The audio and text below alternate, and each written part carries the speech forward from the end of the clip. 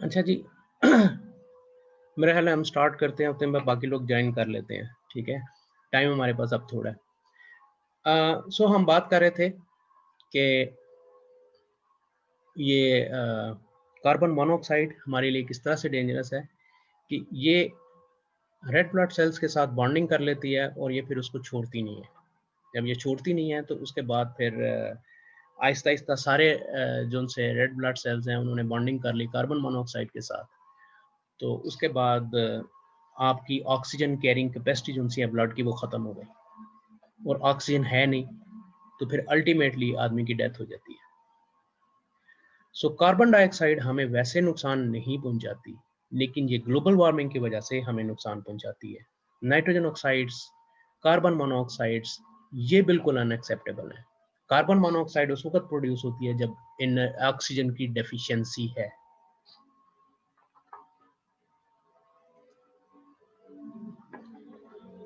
ठीक है जी। सो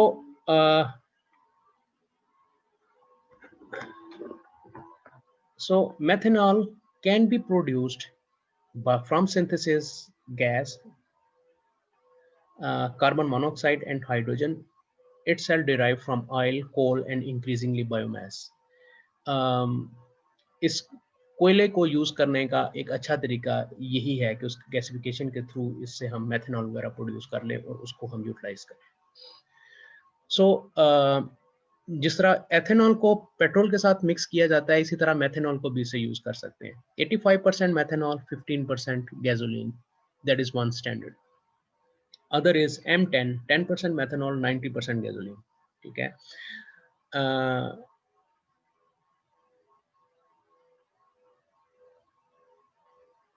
Some smart flexible fuel variable fuel engines are capable of using random mixture of methanol with gasoline ranging from pure methanol to pure gasoline. So two fuel tanks are used and various flow rates of fuel can be pumped into engine passing through the mixture using information from intake and exhaust. EMS adjust the proper mixture being used. So basically बास गाड़ियों में तो ये हम जिस तरह ये पीछे हमने पढ़ा है फ्लेक्सिबल फ्यूल व्हीकल्स, उनमें हम मेथनॉल भी यूज़ कर सकते हैं। ठीक है। और 10% मेथनॉल और 90% gasoline, that is one common practice. ठीक है। इसके नुकसानात क्या हैं कि ये alcohol in alcohol gasoline mixture, alcohol has tendency to combine with water present. When this happens, alcohol separates from gasoline, separating the non-homogeneous mixture. This causes engine to run erratically. कि इसने अब उसको वाटर मॉलिक्यूल्स को उसकी मौजूदगी में alcohol separate हो जाती है। ठीक है। और दूसरा ये है कि इससे हमारे पास बहुत ज़्यादा वो बनते हैं, ये जो उनसे बड़ी जल्दी सिस्टम को क्रोड कर देता है। ठीक है। सो इस वजह से इसको हमें मिक्सचर में यूज़ करना है विद गैसोलीन। ठीक है। और ये बायोडिग्रेडेबल है, लाइक ये with the passage of time ये स्टेबल नहीं रहते। So next is biodiesel. You can see here they are advertising soybean powered. ठीक है। Because this bus is using biodiesel which is extracted from soybean.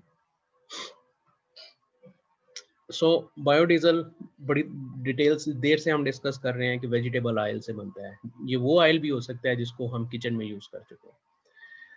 Dr. Rodolph Diesel actually suggested to use biodiesel. He invented the diesel engine to run on a myriad of fuel, including vegetable. He stated in 1911, so 109 साल पुरानी बात है, the diesel engine can be fed with vegetable oils and would help considerably in the development of agriculture of the country which uses it. So you can imagine the vision of that person. ठीक है, कि वो 100 साल पहले हमें बता रहा है कि इसको हम ये वेजिटेबल ऑयल से हम डीजल बना सकते हैं और उसको यूज़ कर सकते हैं जो कि एग्रीकल्चर को मुल्क की इम्प्रूव कर सकते हैं। He added, the use of vegetable oil for engine fuels may seem insignificant today, but such oil may become in course of time as important as petroleum and the coal tar product of the present time. So this is biodiesel molecule. Space filling model of methyl linoleate acid methyl ester, a common methyl ester produced from soybean or canola oil and methanol. सो ये ethanol से produce हुआ है, ये methanol से, ठीक है, soybean oil और ये एथेनॉल से, ये मैथेनॉल से. So basically this is the molecule of petroleum diesel. जो पेट्रोलियम ऑयल से जो हम फ्यूल्स यूज करते हैं, जैसे कि पेट्रोल है और डीजल है, तो पेट्रोल में एक तरह का मॉलिक्यूल नहीं होता, इसमें वैरायटी ऑफ मॉलिक्यूल्स होते हैं, ठीक है. इसी तरह डीजल में भी वैरायटी ऑफ मॉलिक्यूल्स होंगे. सो क्योंकि ये इसमें ये सारा ये कि उसमें कितनी वैरायटी है और किस तरह के हैं, ये रिफाइनरीज के ऊपर डिपेंड करता है. तो अब ये इसमें हाइड्रोकार्बन की बड़ी लंबी चेन है, 16 कार्बन मॉलिक्यूल्स, ठीक है. और उसके साथ जो सा ये पेट्रो डीजल का जो सा मॉलिक्यूल है, जो जिसको हम एक आइडियलिस्टिक डीजल फ्यूल बोलते हैं, दैट इज C16H32. जो बायोडीजल है ये उससे थोड़ा सा डिफरेंट है. इसमें भी उसी तरह लंबी चेन है, लेकिन इसके एंड में ये है, ठीक है. इसमें आप देख सकते हैं, इसमें हमारे पास 2 ऑक्सीजन के एटम्स भी हैं. ऑक्सीजन इस चेन में, ऑक्सीजन का होना कंबस्शन के लिए बहुत हेल्पफुल होता है, क्योंकि कंबस्शन होती ही फ्यूल की ऑक्सीजन के साथ बर्निंग से होता है. तो जितनी ज़्यादा ऑक्सीजन होगी उतनी ज़्यादा हम पावर जनरेट कर सकते हैं, उतना ज़्यादा हम फ्यूल ऐड करके तो ज़्यादा पावर जनरेट कर सकते हैं. आपने मूवीज़ में देखा होगा कि ड्राइवर जो है वो एक बटन दबाता है और उससे गाड़ी जो सी है वो बहुत तेज़ चलना शुरू हो जाती है, नॉक्स का, नाइट्रोजन ऑक्साइड्स का. तो nitrogen oxide is basically a method of giving pure oxygen or more number of oxygen atoms. तो इससे हम abundance में ऑक्सीजन एटम्स प्रोवाइड कर सकते हैं, जो कि फिर कंबस्शन में हेल्प करते हैं. तो कंबस्शन होगा तो पावर जनरेट होगी, ठीक है. So that is helpful. This biodiesel is with 17 carbons.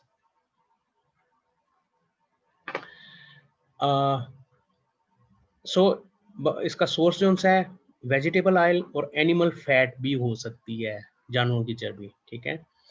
Biodiesel is typically made by chemically reacting lipids.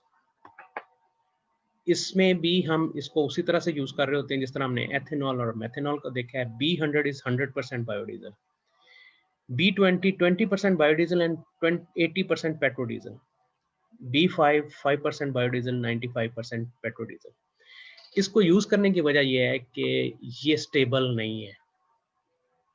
ये अगर हमने इसको फ्यूल टैंक में डाला है और 6 महीने के लिए गाड़ी खड़ी कर दी है, तो ये मॉलिक्यूल ब्रेक डाउन हो जाएंगे. सो इस वजह से हमें इसको ब्लेंड करना पड़ता है, ठीक है. तो ब्लेंड करके हम इसको बड़े आराम से यूज कर सकते हैं. सो बायोडीजल इज रिन्यूएबल. हम हर साल फसल उगा के और उससे हम बायोडीजल प्रोड्यूस कर सकते हैं. Biodegradable, so it has benefits to environment. It is domestically grown, low emissions except maybe nitrogen oxide. बाकी सारे emissions low हो जाते हैं. इसमें advantage ये है कि हमें एक जैसे molecules मिल रहे हैं, ठीक है. No engine modifications require, safer, less flammable और non-toxic.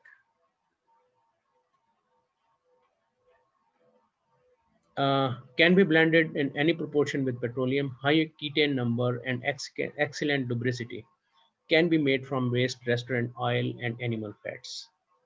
ठीक है, एनिमल फैट्स को भी हमने यूज कर लिया, और कुकिंग ऑयल जिसको हम यूज कर चुके होते हैं कुकिंग के दौरान और समझते हैं अब ये हमारे गड़बड़ करेगा, हम उसको भी यूज कर सकते हैं. सो इसके डिसएडवांटेजेस क्या हैं as compare to petroleum oil? It has 6 to 9% less energy per unit volume for B100.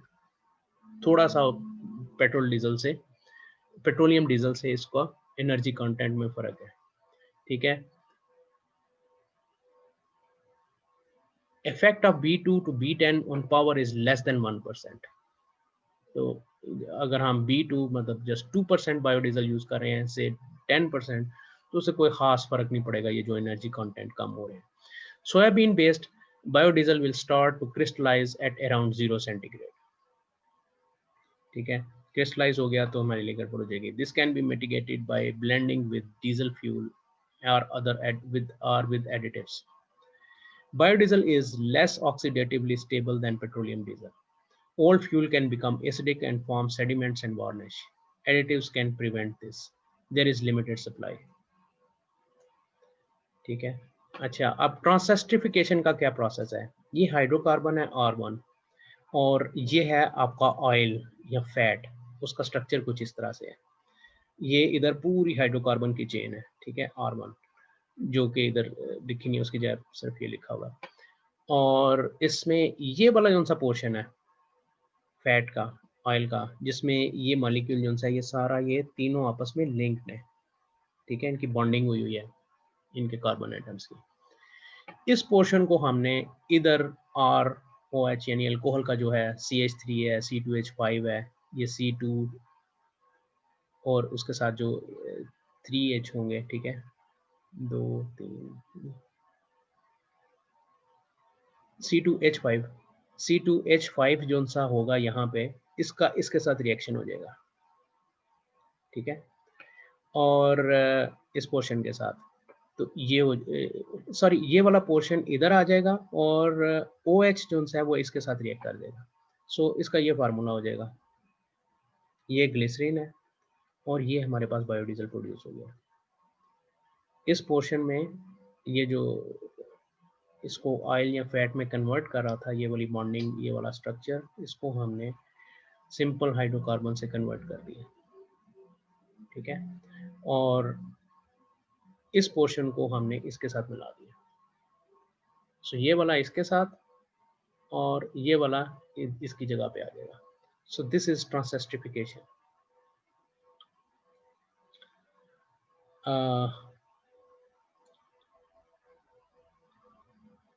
सो ये होता कैसे है? केमिकल रिएक्शन बिटवीन मेथनॉल और एथेनॉल एंड वेजिटेबल ऑयल और एनिमल फैट। जब आपसे बायोडीजल के बारे में अगर कोई क्वेश्चन आता है तो आपका ये प्रोसेस लिखना और इसको एक्सप्लेन करना इंपॉर्टेंट है। और इसमें हमने सोडियम हाइड्रोक्साइड और या पोटाशियम हाइड्रोक्साइड को हम यूज़ करते हैं एज कैटलिस्ट, ठीक है। इसके बाद ये ग्लिसरीन और बायोडीजल बन गया, इन दोनों को हम सेपरेट कर लेते हैं। ऊपर से हम बायोडीजल को रिमूव कर लेंगे, बाकी ग्लिसरीन रह जाएगी। सो ये इसके रिसोर्सेज हैं, ठीक है, जिससे हम बायोडीजल प्रोड्यूस कर सकते हैं। 1 बुशल सोयाबीन या 1.5 गैलन सोयाबीन से हम 1.5 गैलन ऑफ बायोडीजल प्रोड्यूस कर सकते हैं। 100 किलोग्राम सोयाबीन हो तो उससे 10 लीटर सोयाबीन ऑयल और 10 लीटर ही बायोडीजल प्रोड्यूस कर सकते हैं, ठीक है। सो इसके लिए जो मटेरियल्स हैं, जो फीड स्टॉक है, ये soybean, rapeseed, jojoba, flax, sunflower, palm oil, coconut, hemp, ये सारे यूज़ कर सकते हैं। वेस्ट वेजिटेबल ऑयल, ठीक है। एनिमल फैट में हम tallow, lard, yellow grease, chicken fat, ये सारी चीज़ें हम यूज़ कर सकते हैं। और सबसे जो बड़ा सोर्स है, ये अब इसके रिसोर्सेज हैं जिनसे हम बायोडीजल बना सकते हैं। सो biodiesel is not stable, not that stable. Additives help solving this problem. There can be water contamination. अब इसमें हम देखें, सोयाबीन से हम अराउंड 400 पाउंड्स पर एकड़ प्रोड्यूस कर सकते हैं, ठीक है। सनफ्लावर की उससे ज़्यादा है, ठीक है। सो सबसे ज़्यादा किसकी है? पाम ऑयल की।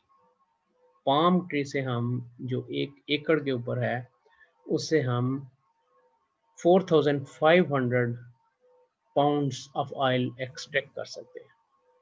और सबसे ज़्यादा प्रोडक्शन है एलजी की, जो इस टेबल में आ ही नहीं सकता, 6000 से 36,000 पाउंड्स। और एलजी क्या है? जो हमारे पॉन्ड्स में जो ग्रीनरी आई होती है, that is LG. So that is the source of biodiesel. ये अब उसके एमिशंस बताए हुए हैं, ठीक है, कि ये किस तरह से है। Next is biogas. Biogas typically refers to mixture of gases produced by breakdown of organic matter in the absence of oxygen। ठीक है, इसमें होता क्या है कि बेसिकली ये आपकी क्रॉप्स हैं, ठीक है, इनको आपने फीड किया है एनिमल को, जो आपने जानवर पाला हुआ है, और फार्मिंग में उसकी वेस्ट है, स्लरी या मेन्योर, उसको आप ये एक पिट में डाल रहे हो, ठीक है, और साथ बायो वेस्ट जो सी जो घर की जो आपकी जो इधर जो भी आप काम कर रहे हैं उसकी जितनी भी वेस्ट है वो भी साथ इसमें डालते जा रहे हैं। ये सारा इसको आप इस डाइजेस्टर में डाल दोगे। डाइजेस्टर एक टैंक है जिसके ऊपर इस तरह से कवरिंग है, और इसमें लाइट और ऑक्सीजन नहीं आने देनी आपने, ठीक है। तो इसमें डाइजेशन का प्रोसेस होगा बैक्टीरियाज की हेल्प से। The biomass is digested by anaerobic microbe organisms. This digestion process produces methane and carbon dioxide, the biogas। तो अब इससे हमें बायोगैस मिली है जो हम यहाँ पे फीड कर लेते हैं, और नेचुरल गैस के नेटवर्क में हम उसको ऐड कर सकते हैं। पेट्रोल स्टेशन पे, बायोगैस स्टेशंस पे हम उसको दे सकते हैं, ठीक है, या हमने इससे डायरेक्टली जनरेटर चला रही है और मोटर जनरेटर चला रही है जिस इंजन को रन किया है और जनरेटर रन कर लिया है, और इससे जो हीट प्रोड्यूस हो रही है उसको हम स्पेस हीटिंग के लिए यूटिलाइज कर सकते हैं, ठीक है। सो this is what is biogas system. आपको एनिमल्स चाहिए जिनकी वेस्ट को यूज करोगे, और बहुत सारी बायो वेस्ट, सिर्फ एनिमल का मेन्योर इसके लिए काफ़ी नहीं है, और that is very dirty method. उसकी थोड़ी सी रिक्वायरमेंट होती है, बाकी इसमें आप बायो वेस्ट को यूज कर रहे होते हैं। सो उसको सभी को आपने एक डाइजेस्टर में डाल देना है। डाइजेस्टर से फर्मेंटेशन के ये डाइजेशन के प्रोसेस से आपको बायोगैस मिलेगी। यही उसकी एक और फॉर्म है, ठीक है। तो इन्वायरमेंटल इम्पैक्ट हमने इसको बड़ी डिटेल में डिस्कस किया मेरे ख्याल में, और इसको डिस्कस करने की जरूरत नहीं है, ठीक है। ये डायरेक्ट फायर के जल्द सीधी आपने आग लगाई और उसको यूज कर रहे हैं। गैसिफिकेशन एक और प्रोसेस है। अब हम थोड़ी सी वीडियोस देख लेते हैं।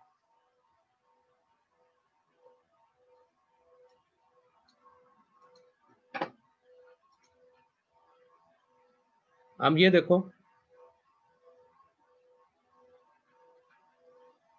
ये पायरोलिसिस का प्रोसेस है,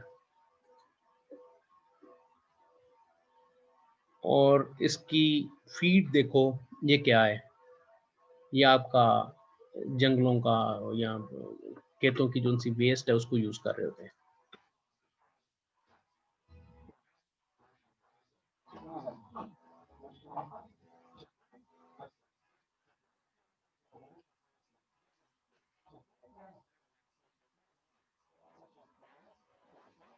तो पायरोलिसिस करता क्या है, high temperature in the absence of oxygen, ठीक है, उससे हम ब्रेक डाउन कर रहे हैं, मॉलिक्यूलर ब्रेक डाउन हो रहा है।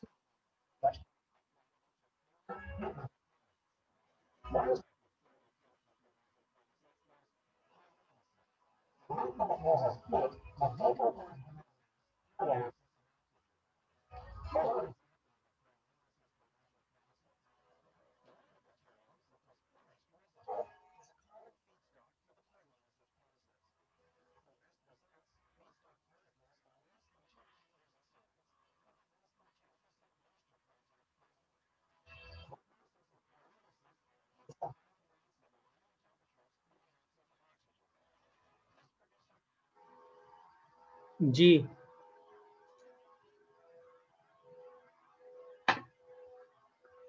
अच्छा, एक मिनट मैं इसको करता हूँ।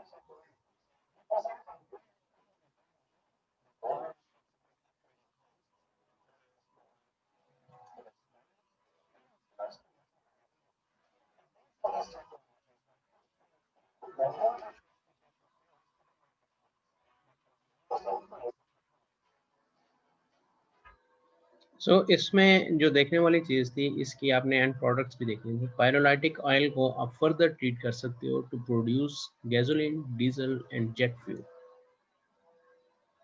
सो this is completely renewable resource. ठीक है।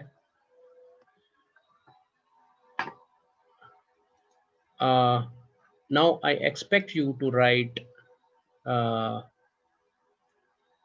notes on the assignments on biomass, in which you will explain all these processes: hydrolysis, pyrolysis, or gasification.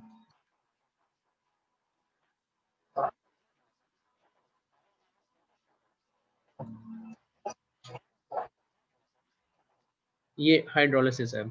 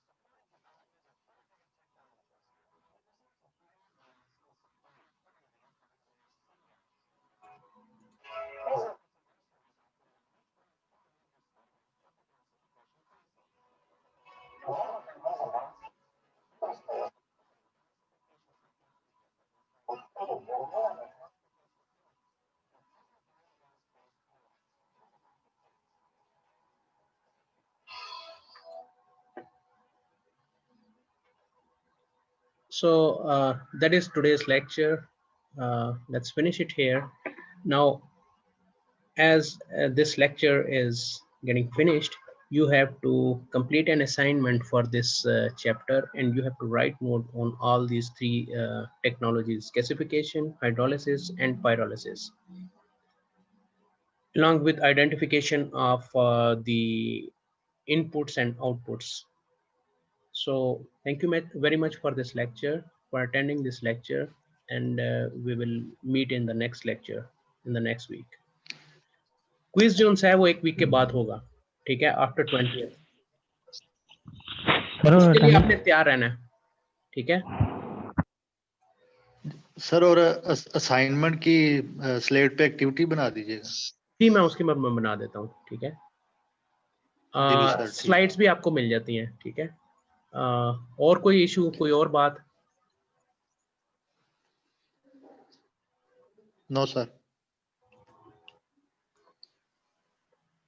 बाकी आप देखें, जिसने पढ़ना है पढ़े, जिसने नहीं पढ़ना वो ना पढ़े, ठीक है, मेरी तरफ से उसने जो करना है करता रहे। लेकिन क्लास में बदतमीजी और इस तरह के जो से हैं, ये कभी भी जो है ना, ये फर्स्ट टाइम है कि आपकी क्लास में ये चीजें हो रही हैं। इससे पहले कभी किसी बैच ने नहीं ऐसे किया। असाइनमेंट देखें, असाइनमेंट को टू द पॉइंट रखें, ज्यादा लिखने की जरूरत नहीं है, जो भी लिखें ब्रीफ लिखें और सब कुछ लिखें, मुकम्मल एक्सप्लेन करने के काबिल होना चाहिए विद मिनिमम वर्ड्स। ठीक है, मैं आपसे पेपर में भी यही एक्सपेक्ट करता हूँ। होपफुली अगर तो कोरोना की सिचुएशन बेहतर हो जाती है तो फिर फिजिकल पेपर होंगे, ठीक है, अदरवाइज देखते हैं कि ये स्लेट पे होते हैं या किस तरह से सिस्टम चलता है। तो जो पेपर्स में मैं आपसे यही एक्सपेक्ट करता हूँ कि आपने टू द पॉइंट और जितना पूछा गया उतना लिखा हुआ है। मेरे पेपर में आपको अंदाजा हो गया होगा कि आपको टाइम मैनेज करना है। ठीक है, मैं सिर्फ सबसे अच्छे स्टूडेंट से ही एक्सपेक्ट करता हूँ कि वो उस पेपर को मुकम्मल कर पाएगा, और टाइम मैनेज करना है, और उसमें ज्यादा और लंबा लिखने की जरूरत नहीं है। टू द पॉइंट चीजें लिखें, जितनी पूछी गई है उतना लिखें।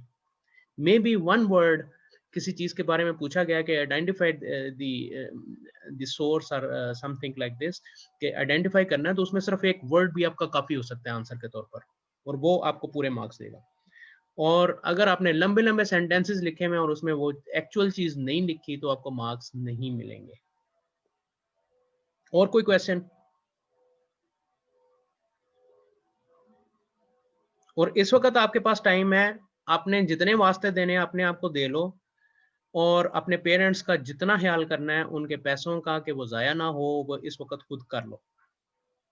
ठीक है, बाद में परेशान नहीं होना रिजल्ट के ऊपर या बाकी चीज़ों के ऊपर, क्योंकि आपने वही भुगतना है जो आपने किया हुआ है। जितनी एफर्ट्स आप पुट करोगे उतने आपको अच्छे रिजल्ट मिलेंगे।